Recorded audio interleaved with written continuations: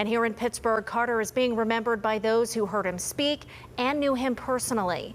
KDKA's Ricky Sayer has more on how they're processing his death. People we spoke with said they, of course, knew this was coming. Carter had been in hospice care for over a year. It hasn't dulled his loss.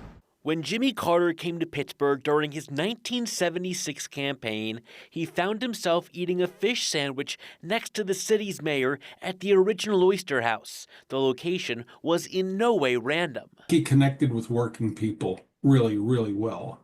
Andrew Lupovitz was in the restaurant that day. He would look you in the eye, he would shake your hand, and he would answer your questions. Something he says resonated with Pittsburghers, along with lacking polish when he spoke. I think his real strength at that time was he was very down to earth. Then a teenager, Lupovitz's dad became Carter's Western Pennsylvania coordinator after hearing Carter had become the first Southern governor to hang a picture of MLK in their capital.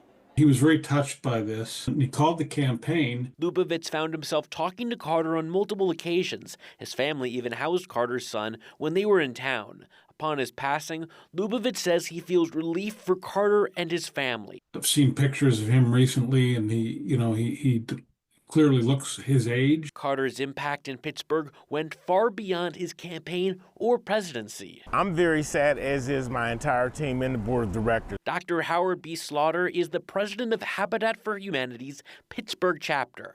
It was Jimmy Carter, quite honestly, that really put Habitat on the map. He says these homes, along with more than 100 others locally, are the direct result of Carter's involvement with Habitat, which spurred donations and public involvement. Jimmy Carter is known for his humanitarian work and his human rights work. Those two things will be the legacy, in my opinion, of President Jimmy Carter. That's the thing he's going to be remembered for the most. It's not the 4 years that he was in office. Lupovitz told me our conversation didn't bring him sadness.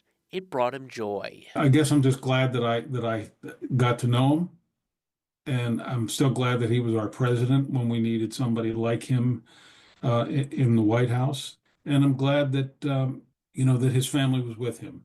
That photo we showed you at the top of our story, you can still see it hanging on the walls of the Oyster House. There's another photo we want to show you. This photo is from 1980. It shows Jimmy Carter at a reception at the White House. He's waving a terrible towel. He was celebrating the championships that previous year of both the Steelers and Pirates.